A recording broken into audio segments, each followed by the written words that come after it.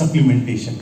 ആൾക്കാർക്ക് ഒരു പ്രാവശ്യം ഇത് മനസ്സിലായാൽ then they will automatically in future they will come to choose natural supplements. In future ആൾക്കാർക്ക് ഇതിന്റെ അർത്ഥം ഇതിന്റെ ഡിഫറൻസ് മനസ്സിലായി കഴിഞ്ഞ ശേഷം ആൾക്കാർ മോസ്റ്റ്ലി ഹെർബസ്യൂട്ടിക്കൽസ് ന്യൂട്രാസ്യൂട്ടിക്കൽസിനെ സെലക്ട് ചെയ്യും. So it's a very very powerful industry. ഇത് very very beautiful industry ആണ്. ഇപ്പം ബിൽ ഗേറ്റ്സ് പറയുന്നത് in future 3 ഇൻഡസ്ട്രി മാത്രം ഗ്രോത്ത് ചെയ്യും. അത് നിങ്ങൾ വായിച്ചിട്ടുണ്ടോ? അതിന് അറിയാവോ ഏത് 3 ഇൻഡസ്ട്രീസ് ആണ് ബിൽ ഗേറ്റ്സ് പറയുന്നത്? Tell me. AI. Number 1. Sorry? AI. IT അല്ല, AI.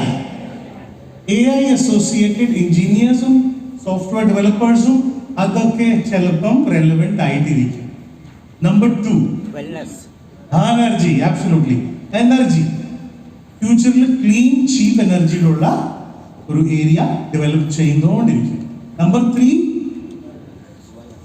Not health. He says biology. Whatever is related to human body, that is going to grow. Human body നാത്ത് ഏതൊക്കെ ഫീൽഡ്സ് ലിങ്ക്ഡ് ആണ്? കൃഷി ഉണ്ടോ? Field food നമുക്ക് വേണമല്ലോ. So food, that means in future the krishi people, the people who are into these areas, they will definitely grow. Then doctors, yes.